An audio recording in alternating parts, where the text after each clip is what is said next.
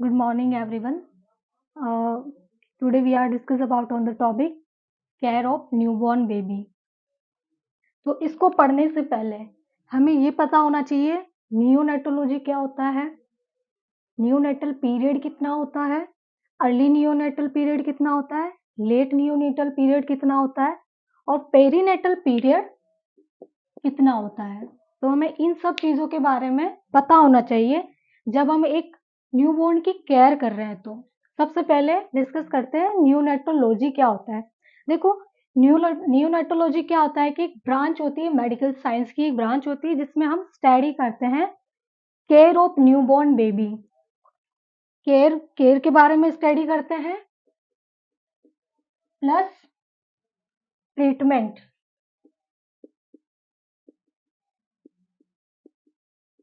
Of newborn baby. तो neonatology क्या होता है? नियोनेटोलॉजी ये होता है कि एक मेडिकल साइंस की एक ब्रांच है जिसमें स्टडी किया जाता है किसके बारे में? Care and treatment of the newborn baby. तो हमारा जो टॉपिक क्या है? Care of newborn baby. उसे हम बोलते हैं नियोनेटोलॉजी। देखो, लॉजी का मतलब ही यही होता है स्टडी करना। और किसका स्टडी करना? न्यूबॉर्न बेबी का। नियोनेट के बारे में स्टडी करना क्या होता है? नियोनेटोलॉजी। अब क्या होता है इसके बारे में हम देखते हैं कि न्यूनेटल पीरियड होता कितना है।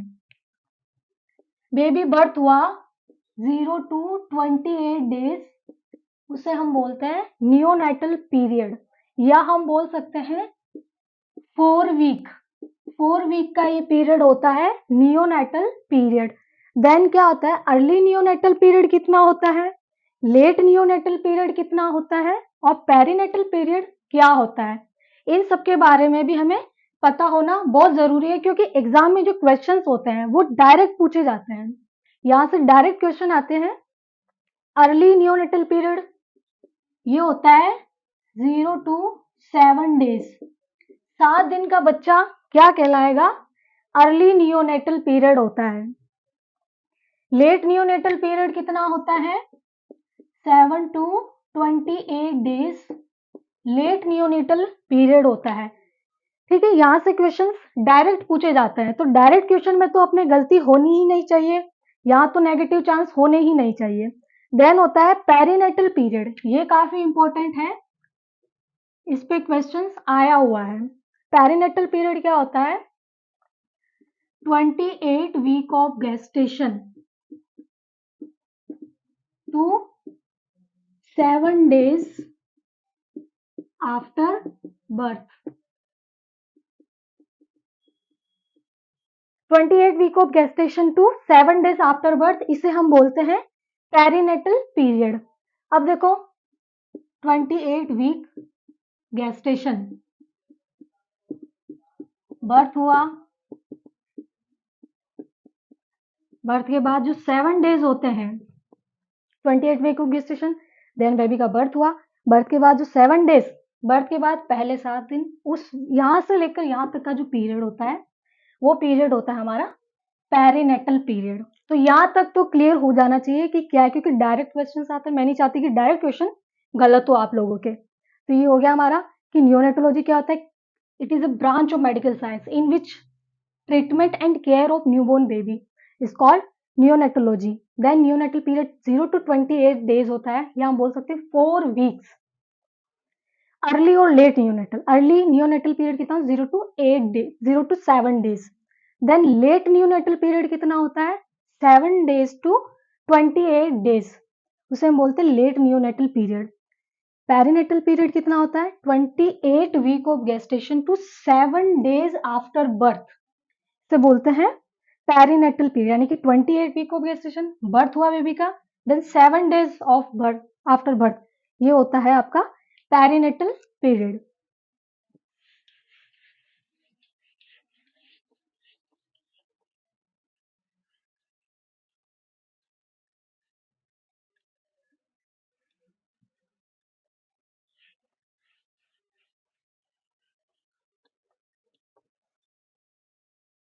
हम बात कर रहे हैं केयर ऑफ न्यूबॉर्न, जिसमें न्यूनेटोलॉजी में मैंने बताया आपको, it is a branch of medical science in which care and treatment of the newborn baby is called neonatology. हम बात कर रहे हैं केयर ऑफ न्यूबॉर्न बेबी। तो न्यूबॉर्न के बारे में पता होना चाहिए एटलीस्ट, ये पढ़ रहे हैं तो न्यूबॉर्न क्या होता है। नॉर्मल न्यूबॉर्न बेबी किसे बोलेंगे हम? ऐसा बच्चा जो 38 टू 48 वीक्स के बीच में बोर्न हुआ है, उसे बोलते हैं normal newborn baby. Good cry है उसका, क्विकली रेस्पॉन्स कर रहा है वो, उसके सारे रिफ्लेक्सेस नॉर्मल है, उसका वेट नॉर्मल है, उसमें किसी भी तरीके की कोई भी कंजेनाइटल एबनॉर्मलिटी नहीं है। किसे बोलेंगे न्यूबॉर्न बेबी? जिसका बर्थ कब हुआ है? 38 टू 42 वीक ऑफ गेस्टेशन के बीच में उसका बर्थ हुआ है, किसी भी तरह की कोई भी कंजेनाइटल एबनॉर्मलिटी प्रेजेंट नहीं है, गुड क्राई है, जो कि ये सब चीजें मैं आपसे डिस्कस कर चुकी हूँ एब्गार स्कोर के अंदर। अब हम प्री टर्म बेबी किसे बोलेंगे? ऐसा बेबी जो 37 वीक्स से पहले बोर्न हुआ है, या हम बोल सकते हैं 259 डेज से पहले बोर्न हुआ है, उसे हम बोलेंगे pre term baby, pre mature baby या अर्ली बोर्न बेबी, उसे हम बोल सकते हैं। नेक्स्ट होता है post term baby. Post term baby क्या होता है? जिसका बर्थ, ये वैल्यू याद रखनी है, ऐसा न्यूबॉर्न बेबी, ये नॉर्मल न्यूबॉर्न बेबी का birth 38 week to 42 week of gestation के बीच में हुआ है, उसे हम बोलेंगे newborn baby. Then preterm baby किसे बोलेंगे? 37 वीक से पहले अगर बोर्न हुआ है, उसे बोलते हैं प्री टर्म बेबी। डेज के अंदर भी पूछा जाता है, इवन पूछा हुआ है। बिलो यानी कि 259 डेज से पहले बोर्न हुआ है, उसे बोलते हैं pre term baby. Post term baby किसे बोलेंगे? 42 वीक्स के बाद में बेबी बोर्न हुआ है, उसे बोलते हैं पोस्ट टर्म बेबी। डेज के अंदर पूछा जाता है तो 294 डेज के बाद में अगर बच्चा बोर्न हुआ है तो उसे हम बोलते हैं पोस्ट टर्म बेबी।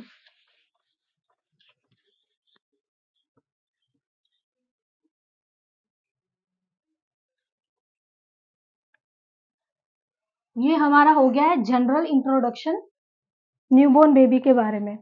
अब हम देख रहे हैं कि हम असेसमेंट कर रहे हैं, इनिशियल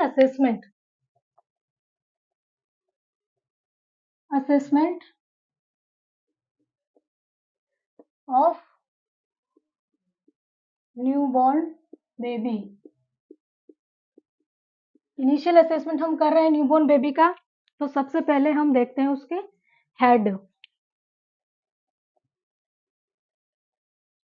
हेड का असेसमेंट करेंगे। तो हेड का असेसमेंट देखो, अगर न्यूबॉर्न बेबी के हेड का असेसमेंट कर रहे हैं, उसका सर्कमफेरेंस कितना है? 33 टू 37 सेंटीमीटर होना चाहिए। उसके सूचर्स कैसे हैं, फॉन्टेनेल कैसे हैं, यहाँ हम डिस्कस करते हैं फॉन्टेनेल।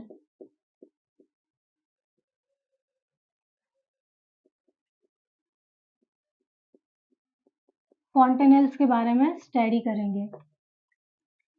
फॉन्टेनेल कितने होते हैं? वैसे तो बेसिकली देखा जाए तो फॉन्टेनेल 6 होते हैं। कौन कौन से?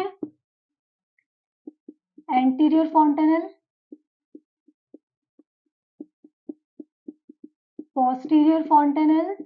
एंटीरियर फॉन्टेनेल एक होता है, पोस्टीरियर फॉन्टेनेल भी एक होता है।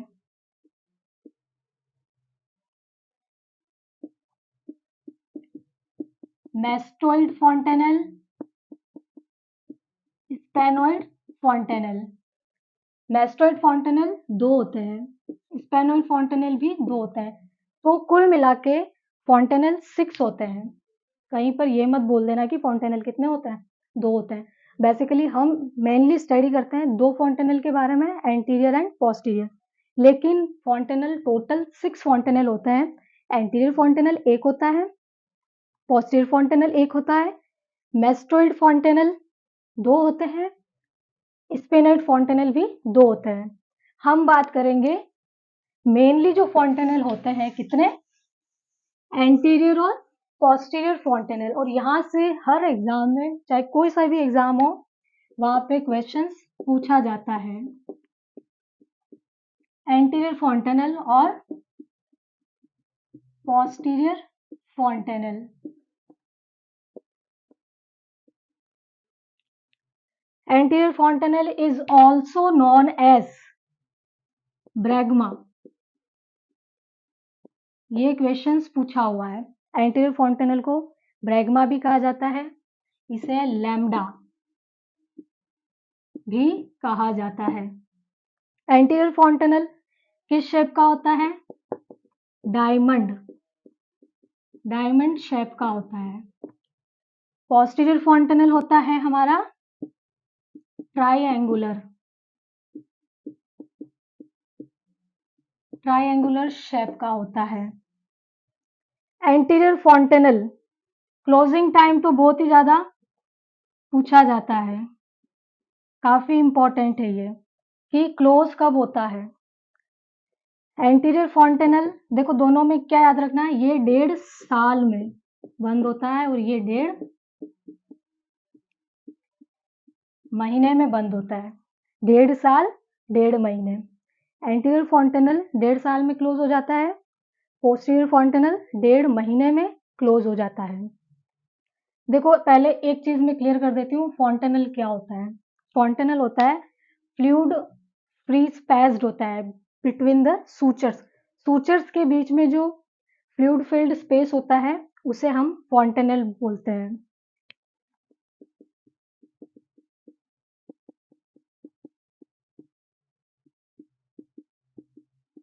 बिटवीन सूचर्स, सूचर्स के बीच में फ्लूइड फिल्ड स्पेस को फॉन्टेनल बोलते हैं। फॉन्टेनल बेसिकली 6 होते हैं, जो मैं नाम आपको डिस्कस कर चुकी हूँ, लेकिन मेनली हम स्टडी करते हैं एंटीरियर और पोस्टीरियर फॉन्टेनल के बारे में। Anterior fontanelle bregma is also known as bregma. Posterior fontanelle को लैम्डा भी कहा जाता है। एंटीरियर फॉन्टेनल डायमंड शेप का होता है, पोस्टीरियर फॉन्टेनल ट्राइएंगुलर शेप का होता है। क्लोजिंग टाइम का एग्जाम में बहुत बार क्वेश्चन आया हुआ है। क्लोजिंग टाइम होता है 1.5 साल में बंद होता है और ये 1.5 महीने में बंद होता है। बाकी तो option will decide answer according to option. Option किस तरीके के हैं उसके अकॉर्डिंग आपको आंसर करना है।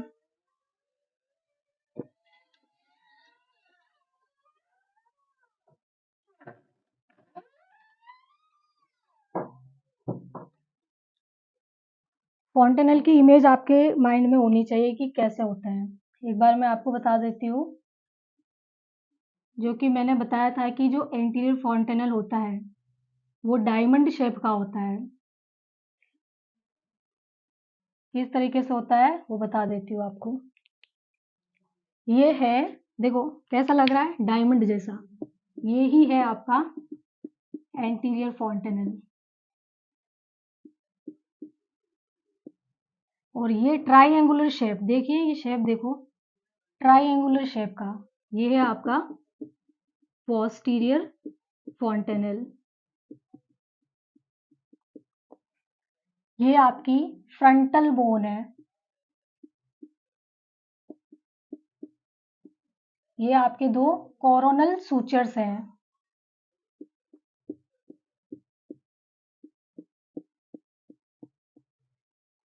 ये सजाइटल सूचर है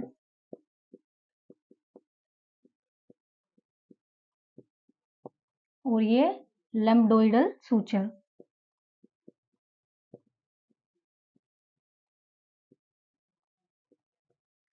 तो ये देखो, ये एंटीरियर फॉन्टेनल है, ये पोस्टीरियर फॉन्टेनल है। इसका शेप ही लग रहा है ट्राइंगुलर शेप में और ये लग रहा है डायमंड शेप में।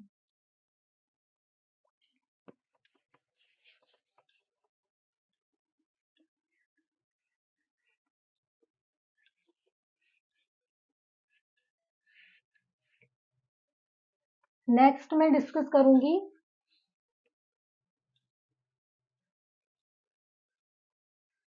कैपुट सक्सेडिनम और सिफेल हेमेटोमा।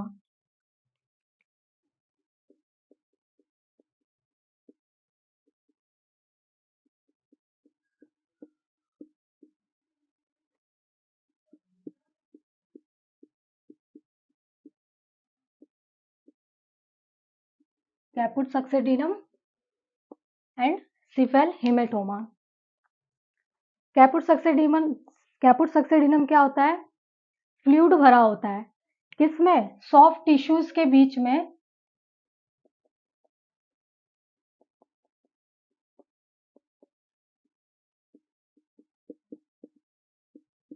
बिटवीन सॉफ्ट टिश्यूज के बीच में क्या भरा होता है?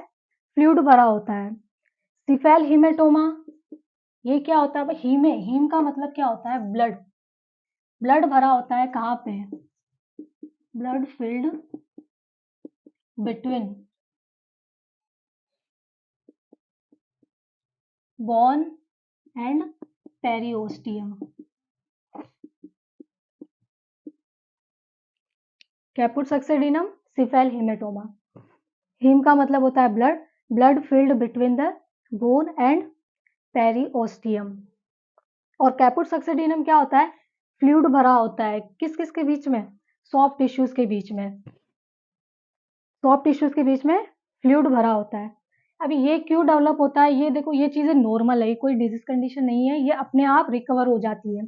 जब बेबी का बर्थ होता है तो मैटरनल पेल्विस जो होता है वो प्रेशर डालता है किस पे? फिटल हेड पे, तो उसके कारण ये कंडीशन डेवलप हो जाती है। कौन कौन सी कंडीशन? कैपुट सक्सेडिनम और सिफेल हेमेटोमा। कैपुट सक्सेडिनम क्या है? फ्लूइड फिल्ड स्पेस होता है between soft tissues of the head. Cephalhaematoma क्या होता है? ब्लड फिल्ड होता है बिटवीन बोन कौन सी? स्कल बोन एंड पेरिओस्टियम के बीच में। ये एट बर्थ प्रेजेंट होता है, ये आफ्टर 24 आवर डेवलप होता है। कौन? सिफेल हेमेटोमा। फ्यू डेज में रिकवर हो जाता है।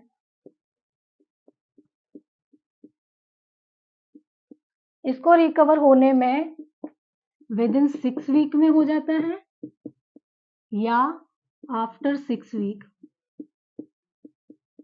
कोई ट्रीटमेंट की नीड नहीं है क्योंकि कोई डिजीज कंडीशन नहीं है। ये कैपुट सक्सेडिनम, सिफेल हेमेटोमा किसी भी तरह की कोई डिजीज कंडीशन नहीं है। ये अपने आप रिकवर हो जाती है। कैपुट सक्सेडिनम को कुछ दिनों में रिकवर हो जाता है और सिफेल हेमेटोमा को 6 वीक के अंदर रिकवर हो जाएगा या फिर आफ्टर 6 वीक। ठीक है। और ये क्या होता है? क्रॉस कर जाता है सूचर्स लाइन को। ये क्रॉस कर जाता है सूचर लाइन को, ये क्रॉस नहीं कर पाता है। Not cross suture lines.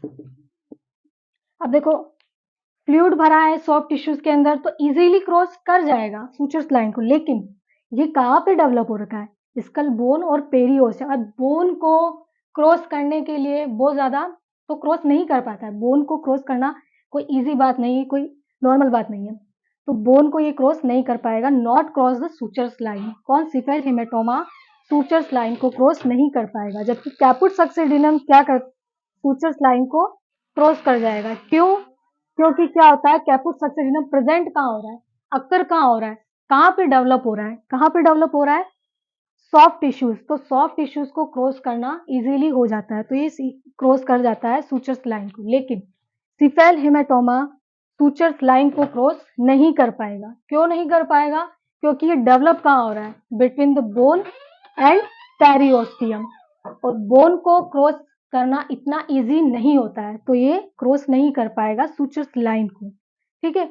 तो ये हमारा डिस्कस था किसके बारे में? कैपुट सक्सेडिनम और सिफेल हेमेटोमा।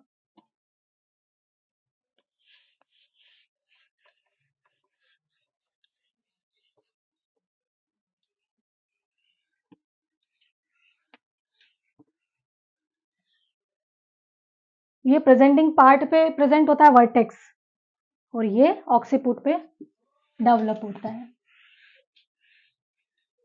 ये था हमारा हेड के बारे में, बच्चे के हेड के बारे में। हेड हो गया हमारा पहला। नेक्स्ट बात करते हैं हेड के बारे में। हेड हो गया। Chest.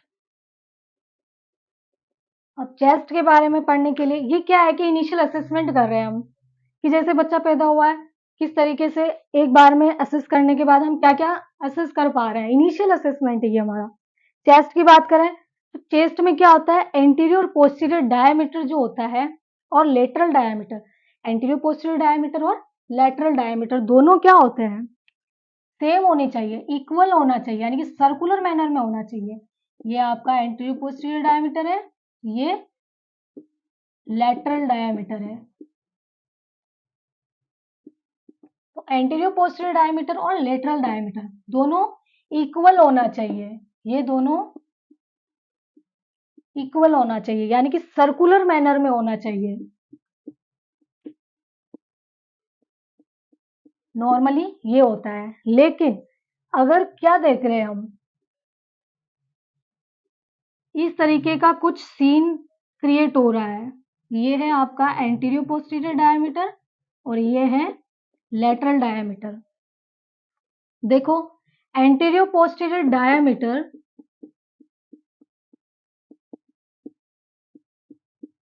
Is greater than lateral diameter. यहां हम क्या देख रहे हैं, इस कंडीशन में क्या देख रहे हैं हम, एंटीरियर पोस्टीरियर डायमीटर ज्यादा है, किससे, लेटरल डायमीटर से। तो ऐसी कंडीशंस कहां पर डेवलप होती है, बैरल चेस्ट में।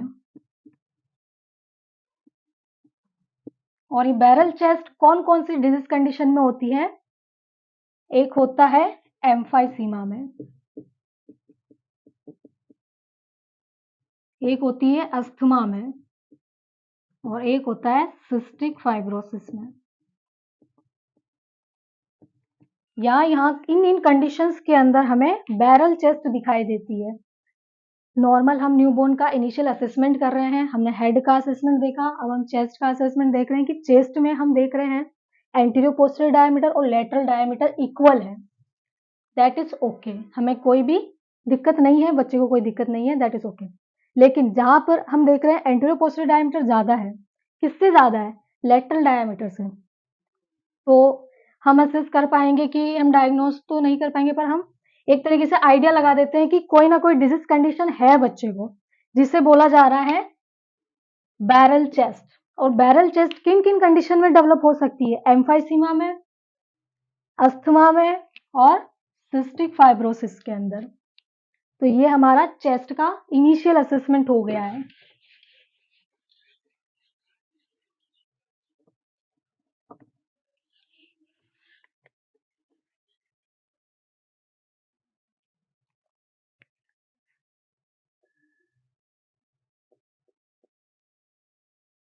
ईयर, ईयर में हम क्या देखते हैं कि दोनों जो ईयर है न्यूबॉर्न बेबी का, वो क्या होना चाहिए, एक सिमेट्री में होना चाहिए। देखो, एक इमेजरी लाइन हम खींचते हैं, आउटर कैंथस ऑफ आई, ये है आउटर कैंथस।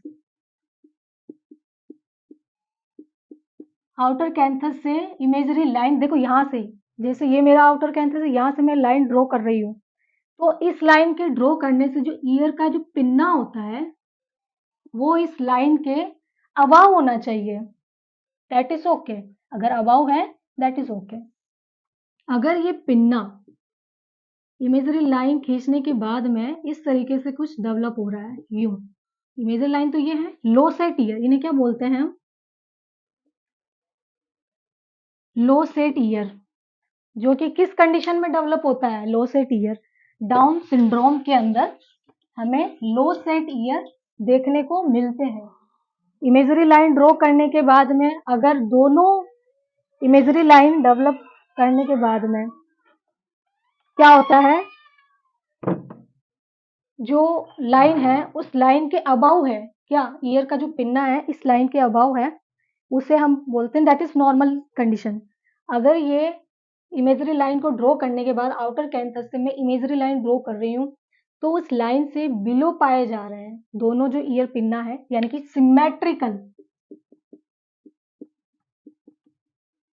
सिमेट्रिकल लो सेट ईयर, वो देखे जाते हैं किस कंडीशन में, डाउन सिंड्रोम। एक तरीके से इनिशियल असेसमेंट करके हम पता लगा पा रहे हैं कि कौन कौन सी डिजीज कंडीशन है। अगर ये अबाव है तो कोई भी डिजीज कंडीशन नहीं है, that is okay, newborn is okay. Symmetrical यानी कि दोनों ईयर, सिमेट्री का मतलब क्या है, दोनों ईयर लो सेट है डाउन सिंड्रोम वाली कंडीशन में, और एसिमेट्रिकल होता है एक, एसिमेट्रिकल लो सेट ईयर। यानी कि एसिमेट्रिकल का क्या मतलब है, एक ईयर ही लो सेट है, दूसरा about the imagery line of outer canthus, अब लाइन के अबाउ है दूसरा। ये होता है किस कंडीशन में, ये बहुत इंपॉर्टेंट है, golden her syndrome, that is very important. Symmetrical law से टी है डाउन सिंड्रोम वाली कंडीशन, दोनों कान जो है उसके, हम आउटर कैंथस से इमेजरी लाइन ड्रॉ कर रहे हैं, तो दोनों कान जो है, दोनों ईयर पिन्ना है वो लोअर है, किसके, इमेजरी लाइन से नीचे है, तो वो कंडीशन होती है डाउन सिंड्रोम। और सिमेट्रिकल लॉसिटी यानी कि एक ईयर पिन्ना ही उसका क्या है, इमेजरी लाइन से बिलो है, नीचे है, दूसरा अबाउ है, तो एसिमेट्रिकल एक ही लो सेट ईयर है, वो होता है गोल्डन हर सिंड्रोम में। दोनों अबाउ है तो कोई डिजीज कंडीशन नहीं है, newborn is okay, everything is okay.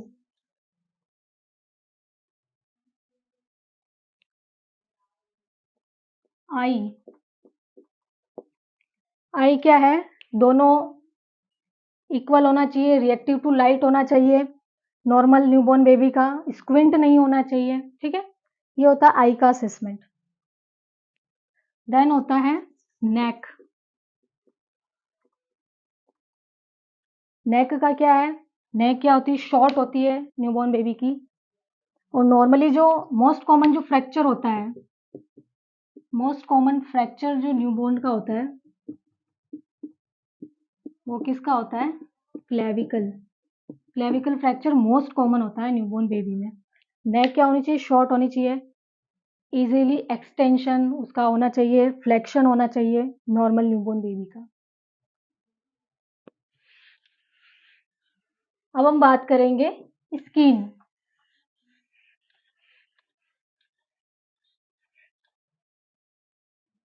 Skin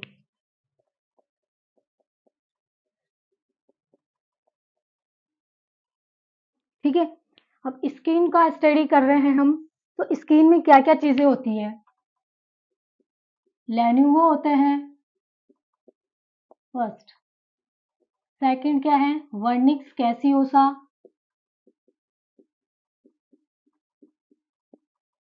ठीक है, ये स्किन में होता है।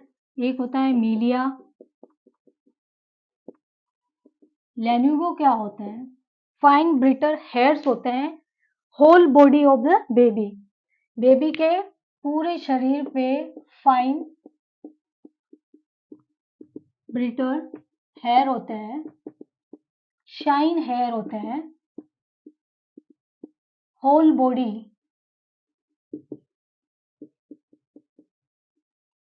ऑफ बेबी, बेबी के पूरे शरीर पर फाइन ब्रिटर शाइन हेयर होते हैं। ये स्टार्ट कब होते हैं, 20 वीक्स पर ये स्टार्ट होते हैं, और 34 वीक पर ये टूटना स्टार्ट होते हैं। तो इससे हम एक तरीके से ये भी आइडेंटिफाई कर सकते हैं, क्या आइडेंटिफाई कर सकते हैं हम, कि अगर बच्चा प्रीटर्म है, प्रीटर्म बेबी है, तो क्या होगा, उसके शरीर पर, उसकी स्किन पर लेनुगो काफी ज्यादा होंगे,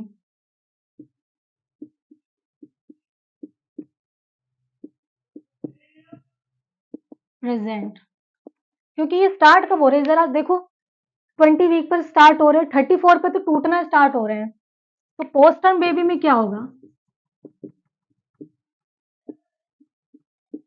बहुत ही कम होंगे, ठीक है, पोस्ट टर्म बेबी में बहुत कम होंगे क्या, लेन्यूगो, क्योंकि 20 वीक पे स्टार्ट हो रहा है और 34 वीक पे तो टूटना स्टार्ट हो जाता है। तो अगर बेबी, अगर बहुत ज़्यादा लेन्यूगो प्रेजेंट है तो हम ये आइडिया लगा सकते हैं कि बेबी प्री टर्म है और लेन्यूगो बहुत ही कम है, तो हम ये आइडिया लगा सकते हैं कि बच्चा पोस्ट टर्म है।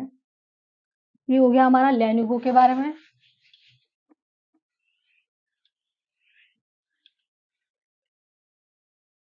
देन होता है वर्निक्स कैसियोसा।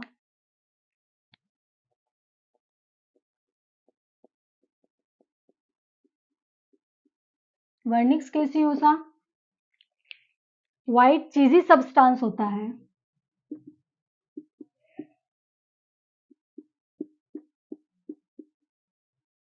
व्हाइट चीजी सब्सटेंस होता है जिसमें 80% वाटर होता है और 10% फैट होता है और 10% ही प्रोटीन होता है। ये वर्निक्स कैसियोसा करता क्या है? बच्चे को इम्यूनिटी प्रोवाइड करता है और टेम्परेचर को मेंटेन करता है। इसके काम होते हैं। वर्निक्स कैसियोसा एक व्हाइट चीजी सब्सटेंस होता है जो ऑल ओवर द बॉडी बच्चे के प्रेजेंट होता है, जिसमें 80% वाटर होता है, 10% फैट होता है, 10% ही प्रोटीन होता है। ये करता क्या है? इम्यूनिटी प्रोवाइड करता है, इननेट इम्यूनिटी प्रोवाइड करता है। कौन सी? इननेट। ये आप CHN में पढ़ेंगे इम्यूनिटी के बारे में। इननेट इम्यूनिटी आपको ये बच्चे को इननेट इम्यूनिटी प्रोवाइड करता है और टेम्परेचर को मेंटेन करता है। ये हो गया हमारा वर्निक्स कैसियोसा के बारे में। देन होता है मीलिया।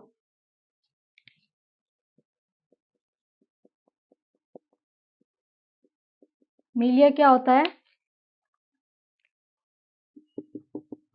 टीनी सब्सटेंसेस होते हैं। कहां पर? नोज पर, फॉरहेड पर, नोज पे और फॉरहेड पे और चिन पे एक टीनी सब्सटेंसेस होते हैं। ये सब्सटेंसेस व्हाइट कलर का होता है, व्हाइट येलो हम बोल सकते हैं। मैं एक चीज क्लियर कर देती हूँ, जो ये मैं मीलिया जो है, एक बार आप गूगल करके देखना कि इमेज कैसा होता है। ठीक है, टीनी सब्सटेंसेस होता है, व्हाइट एंड येलोइश कलर का होता है। कहाँ कहाँ प्रेजेंट होता है? नोज पे, फॉरहेड पे और चिन पे। दैट इज नॉर्मल, ये नॉर्मल चीजें हैं और कुछ दिनों में ये अपने आप डिसअपियर हो जाती है। अब ये टीनी सब्सटेंस होता क्यों है? ड्यू टू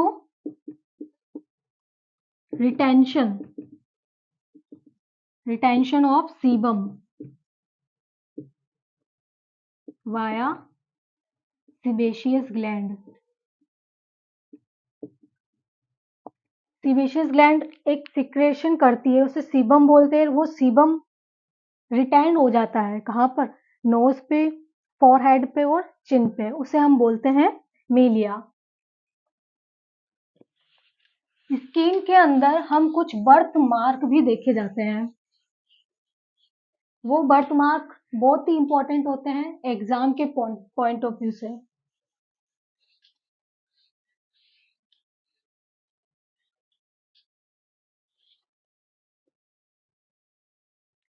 ठीक है, बर्थ मार्क फर्स्ट होता है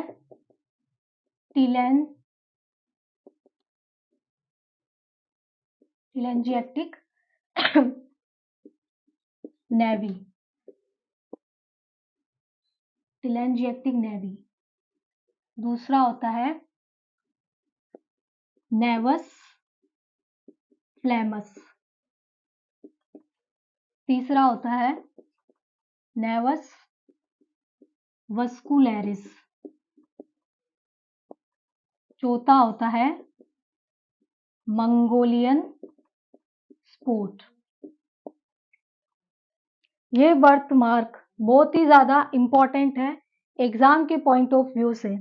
चाहे एग्जाम कोई सा भी हो, CHO हो, NHM हो, नॉर्सेट हो, DSSB हो, RRB हो, कोई सा भी एग्जाम हो, यहाँ से क्वेश्चंस पूछे जाते हैं। या तो इमेज देके पूछ लेंगे या फिर इनके अदर नेम पूछे जाते हैं। ज़्यादातर इमेज पूछी जाती है, तो आप एक बार गूगल करके देखना कि कैसे दिखते हैं सारे बर्थ मार्क। इसे हम स्ट्रोक मार्क भी बोलते हैं और एंजल किस भी बोलते हैं।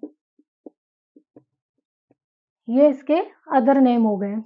टेलेंजियोटिक नेवी का दूसरा नाम होता है स्ट्रोक मार्क, तीसरा नाम होता है एंजल किस। फ्लेमस नेवस कैपिलरी एंजियोमा, इसे कैपिलरी एंजियोमा भी कहते हैं, पोर्ट वाइन साइन भी कहते हैं। क्या नाम है? नेवस फ्लेमस का नाम होता है capillary angioma, port wine sign भी कहा जाता है। नेवस वस्कुलरिस को कैपिलरी हिमेंजियोमा, कैपिलरी हिमेंजियोमा भी कहा जाता है। और strawberry mark, that is very important, strawberry mark भी कहा जाता है। मंगोलियन स्पोर्ट, मिलेनोसाइट स्पोर्ट भी कहा जाता है। तो चिलेंजिएटिक नेवी का दूसरा नाम होता है स्ट्रोक मार्क, तीसरा नाम होता है एंजल किस। नेवस फ्लेमस, इसका दूसरा नाम होता है capillary angioma, port wine sign. Naevus vascularis, इसका दूसरा नाम होता है कैपिलरी हिमेंजियोमा और स्ट्रॉबेरी मार्क। और मंगोलियन स्पोर्ट। और एक चीज और, अब इनके बारे में वन बाय वन हम देखते हैं कि होता क्या है।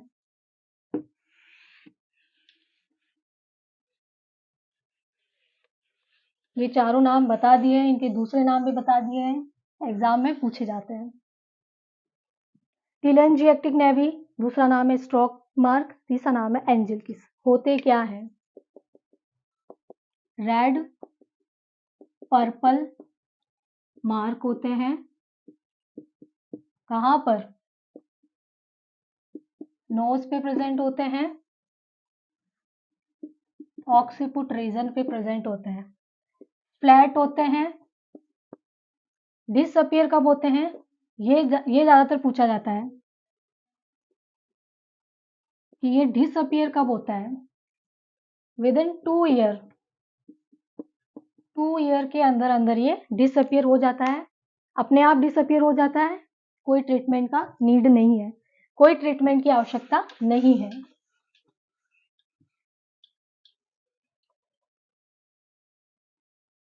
Then टेलेंजियोटिक navy, nevus फ्लेमस,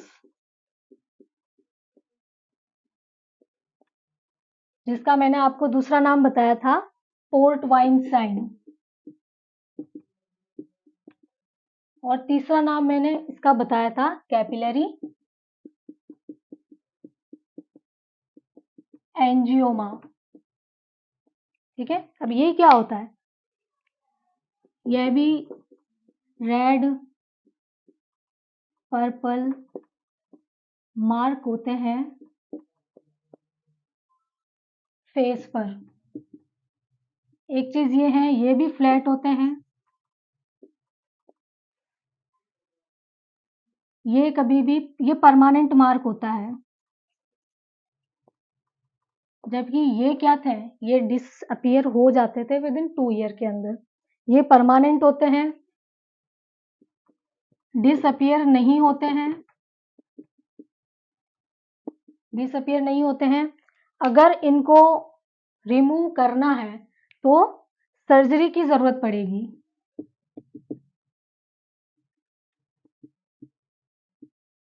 remove only by surgery, surgery करवा कर ही इसे रिमूव किया जा सकता है।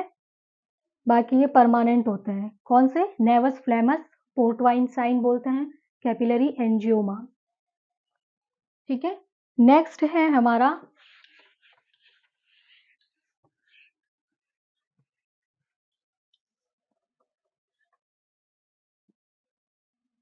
नेवस वस्कुलरिस।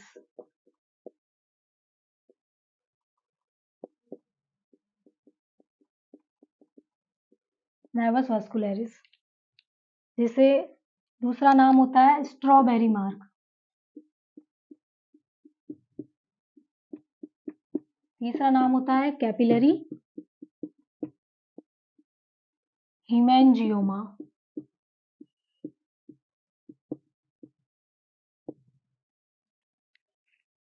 ये क्या होता है? ये एलिवेटेड होता है। ये दोनों क्या थे? नॉन एलिवेटेड था। टिलेंजिएक्टिक नेवी और नेवस फ्लेमस नॉन एलिवेटेड। ये एलिवेटेड मार्क होता है। स्ट्रॉबेरी देखिए, स्ट्रॉबेरी जैसा। इमेज देखना इसकी, स्ट्रॉबेरी जैसा होता है हेड पे। डिसअपियर कब होगा? 7 to 9 ईयर लगते हैं इसको डिसअपियर होने में। ये था हमारा नेवस वस्कुलरी, स्ट्रॉबेरी मार्क बोलते हैं। इसका नाम होता है कैपिलरी हिमेंजियोमा। ये एलिवेटेड होते हैं, ठीक है। रेड कलर का एलिवेटेड होता है, स्ट्रॉबेरी जैसा होता है, हेड पे होता है, डिसअपियर होता है 7 to 9 ईयर में। लास्ट होता है हमारा मंगोलियन साइन।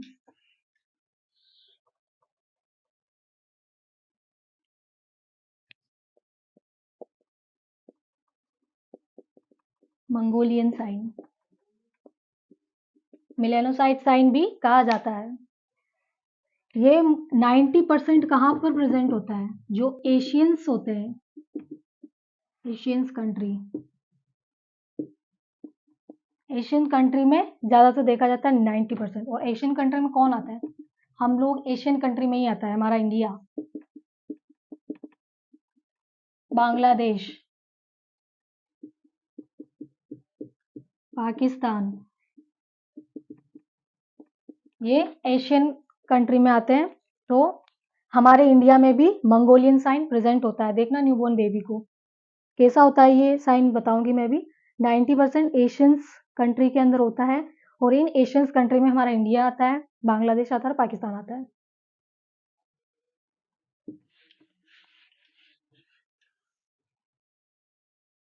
ये मंगोलियन स्पॉट होता कैसा है? ये ब्लैक ब्लूइश कलर का, ग्रे कलर का बोल सकते हैं, मार्क होता है ग्रे कलर का। ये साइन होते हैं, कहाँ पर प्रेजेंट होते हैं? लंबोसैक्रल रीजन,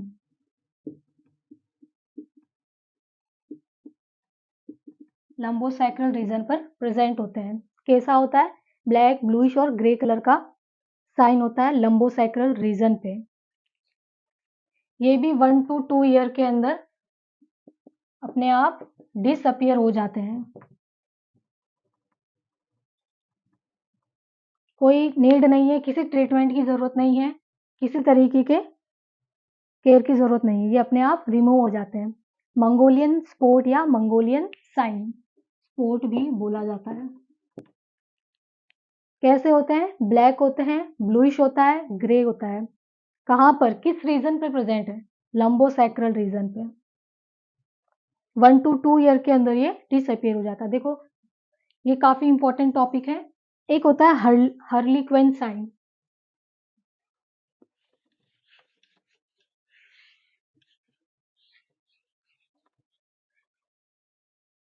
हर्लीक्वेन साइन,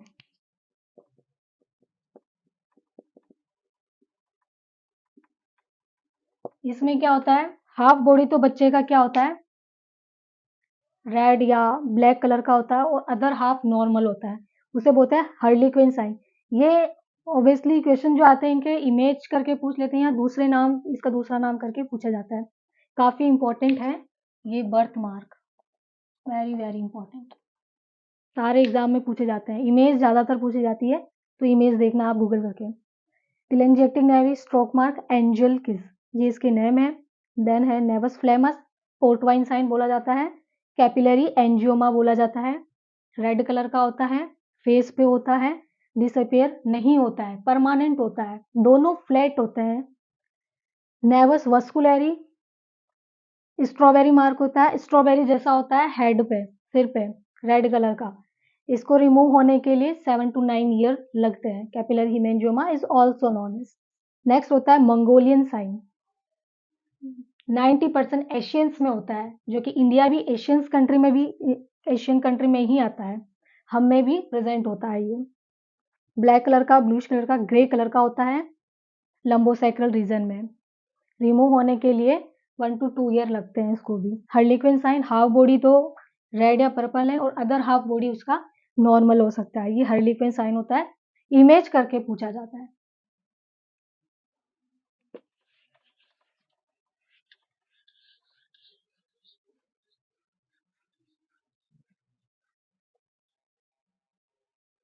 तो यहीं तक थी हमारी आज की क्लास। Thank you.